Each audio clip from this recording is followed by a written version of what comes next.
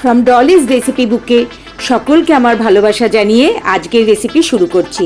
আজকে আমি করব পমফ্রেট মাছের একটা স্পাইসি কারি। তো তার জন্যে আমি এই 4টে পমফ্রেট মাছ নুন আর হলুদ দিয়ে আগে থেকে মাখিয়ে নিয়েছি। এবার আমি রান্নাটা শুরু করছি। তার জন্যে আমি ফ্রাইং প্যান গ্যাসে বসিয়ে দিয়েছি, আর এখানে এই চামচের 3 চামচ সর্ষের তেল দিয়ে দিলাম প্যানে। এখন তেলটা গরম হওয়া পর্যন্ত আমি অপেক্ষা করব। যেহেতু মাছ ভাজবো সেই জন্যে তেল ভালো করে পুরো প্যানে ছড়িয়ে দিলাম, তাহলে মাছ ভাজতে সুবিধা হবে। এবার তেল গরম হয়ে গেছে, এখন আমি মাছগুলো ছেড়ে দিচ্ছি। মাছগুলো দুপাশ ভালো করে ভেজে নেব।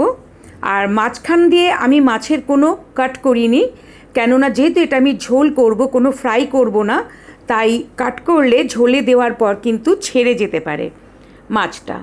এবার আমার মাছের এক পিঠ হয়ে গেছে, এখন মাছটা উল্টে দেব, আবার এই পাশটা ভালো করে করে নেব। পমফ্রেট মাছ কিন্তু খুব নরম হয়, ভাজার সময় একটু সাবধানে ভাজতে হবে, আর মানে ভেঙে যাওয়ার কিন্তু একটা চান্স থাকে। তো এটা কড়াইয়ে না ভেজে এরকম ফ্রাইং প্যানে, ননস্টিক ফ্রাইং প্যানে ভাজলে একটু সুবিধা হয়। এবার আমার এপাশেও ভালো করে ভাজা হয়ে গেছে, এখন মাছগুলোকে আমি তুলে নিচ্ছি। গ্যাসের ফ্লেম মিডিয়ামে রেখে আমি কিন্তু মাছগুলো ভাজলাম, কারণ হাই ফ্লেমে যে কোনো জিনিস পুড়ে যাওয়ার একটা চান্স থাকে। আজকে পুরো রান্নাটাই কিন্তু গ্যাসের ফ্লেম মিডিয়ামে থাকবে। সমস্ত মাছগুলো আমি তুলে নিলাম। এখন এখানে আমি একটু সর্ষের তেল আবার দেবো, মানে যে চামচে আমি তেল দিচ্ছি সেই চামচেরই আর 1 চামচ সর্ষের তেল দিয়ে নিলাম। আর যেহেতু এটা কাঁচা তেল দিলাম, তাই একটু কাঁচা ভাবটা কাটানোর জন্যে অপেক্ষা করব, একটু গরম করে নেব তেলটা, তারপরে আমি পরের রান্না শুরু করব। আমার এই রান্নাটা দেখে যদি আপনাদের ভালো লাগে তাহলে একটা লাইক করার জন্য অনুরোধ রইল। এবার হাফ টিস্পুন কালো জিরে আমি এর মধ্যে দিয়ে দিলাম। জাস্ট 5 সেকেন্ড মতো এটা ফোড়ন করার পর, মানে ভাজার পর, তারপরে এখন আমি একটা মাঝারি সাইজের পেঁয়াজ এইভাবে ছোট করে কেটে রেখেছিলাম, সেটা দিয়ে ভালো করে নাড়াচাড়া করে ভেজে নিচ্ছি। মোটামুটি ভালো করে অনেকটা ভাজার পর এবার আমি এখানে কিছুটা নুন দিয়ে দিচ্ছি। নুন স্বাদ মতো দেবেন আপনারা।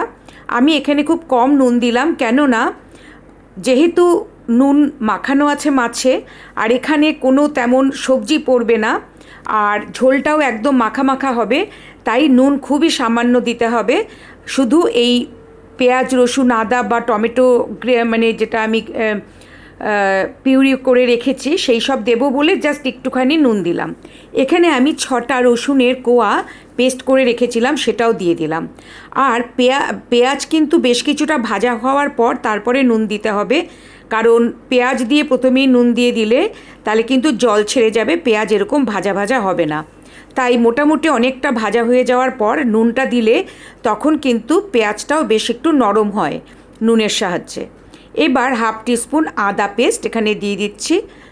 আদা কিন্তু বেশি হয়ে গেলে রান্নায়, তাহলে রান্না তিতো হয়ে যাওয়ার চান্স থাকে, আর আদাও কিন্তু খুব বেশি তেলে ভাজতে নেই, তাই আমি আদাটা একটু পরে ইউজ করি সব সময়ই। এখন জাস্ট 2-4 বার নাড়াচাড়া করে এখানে আমি যে টমেটো পিউরি করে রেখেছি সেইটা দিয়ে দেব। মোটামুটি আমার হয়ে গেছে। এখন আমি এর মধ্যে টমেটো পিউরিটা অ্যাড করছি। এটা একটা ছোট টমেটোকে আমি ঘষে এরকম পিউরি বানিয়ে নিয়েছি, আর সেটা এখানে দিয়ে দিলাম। দিয়ে একটু মিশিয়ে নিচ্ছি। মিশিয়ে নিয়ে এখন এখানে আমি হাফ টিস্পুন শুকনো লঙ্কার গুঁড়ো দিয়ে দিচ্ছি। আর যেহেতু এখানে টমেটো পিউরি দেওয়া আছে, তাই জন্যে আলাদা করে আর জলের ব্যবহার করছি না। এখানে আমি হাফ টিস্পুন শুকনো লঙ্কার গুঁড়ো দিয়ে দিলাম, আর এখানে আমি কোনো জলের ব্যবহার করছি না, যেহেতু টমেটোটা আছে তাই জল দিতে আর হবে না। মোটামুটি সব ভালো করে কষিয়ে নিলাম। এখন এখানে আমি হাফ কাপ মতো গরম জল দিয়ে দিচ্ছি। তবে গরম জলই দিতে হবে এর কোনো মানে নেই, আমি একটু গরম জল রান্নায় ব্যবহার করি, দিলে রান্নার স্বাদটা একটু ভালো হয়, তাই এই কাপের হাফ কাপ গরম জল এখানে দিয়ে ভালো করে সব মিশিয়ে দিলাম। আমি কষানোর সময় হলুদ দেওয়ার কথা কিন্তু একদম ভুলে গেছি, তো এখন আমি হলুদটা এই ঝোলে মিশিয়ে দিচ্ছি। তবে তাতে কোনো অসুবিধা নেই, হলুদ 2-3 মিনিট ফুটলেই কাঁচা গন্ধ চলে যাবে। 1/2 টিস্পুন হলুদ এখানে আমি দিয়ে দিলাম, দিয়ে ঝোলের সাথে ভালো করে মিশিয়ে দেব। আর এরপরে আমি মার্কেটের কেনা সর্ষের গুঁড়োই ব্যবহার করি, কারণ আমি সর্ষে বাটলে সেই সর্ষে তেতো হয়ে যায়, সেই জন্যে আমি সর্ষে বাটার রিস্কটা নেই না। এখানে 2 টিস্পুন সর্ষের গুঁড়ো 15-20 মিনিট আগে আমি জলে ভিজিয়ে রেখেছিলাম, সেইটা দিয়ে দিলাম। এখন সব নেড়ে চেড়ে মিশিয়ে দেব। আর এখানে আমি যেহেতু সর্ষের গুঁড়ো ব্যবহার করেছি, আমি সবসময়ই এটা মনে করি যে সর্ষের গুঁড়োর সাথে কাঁচা লঙ্কার গন্ধটা একটা ভীষণ ভালো মাত্রা পায়, তাই 4টে কাঁচা লঙ্কা, আস্ত কাঁচা লঙ্কা আমি ফ্লেভারের জন্য দিয়ে দিলাম। এটা কিন্তু আমি চিড়ে দেইনি, আস্তই দিয়েছি, ঝাল কারোর কম লাগলে সে নিয়ে খেতে পারবে।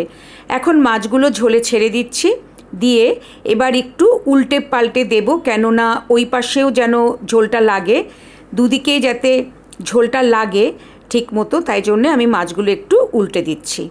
উল্টে দিয়ে এবার আমি এটা গ্রেভিটা শুকানো পর্যন্ত ফুটতে দেব।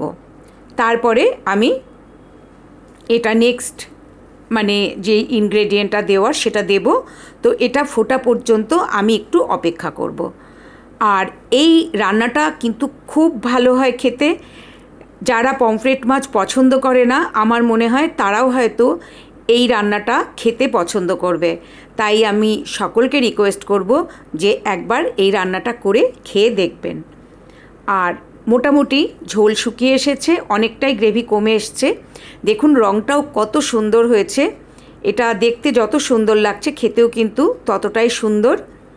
এখন এখানে আমি কাঁচা সর্ষের তেল একটু দেব, কেননা সর্ষের বাটা যেহেতু মানে সর্ষে গুঁড়ো যেহেতু আমি এখানে দিয়েছি, তাই আমি নামানোর আগে 2 টিস্পুন মতো কাঁচা তেল এখানে ছড়িয়ে দিলাম।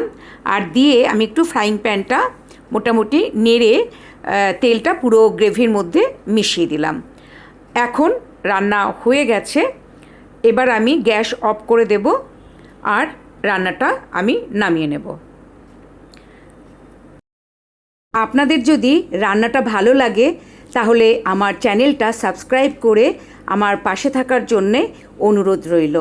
আর সাবস্ক্রাইব করলে আমার পরের নতুন যে রান্না সেই রান্নার নোটিফিকেশন আপনারা পেয়ে যাবেন। আমি আবার আসব অন্য কোনো রান্না নিয়ে আপনাদের কাছে। ঘরোয়া কোনো অনুষ্ঠানে অতিথিদের কিন্তু এরকম একটা পমফ্রেট মাছের রেসিপি করে খাওয়ানো যায়। সবাই খুব ভালো থাকবেন। আজকের মতো নমস্কার।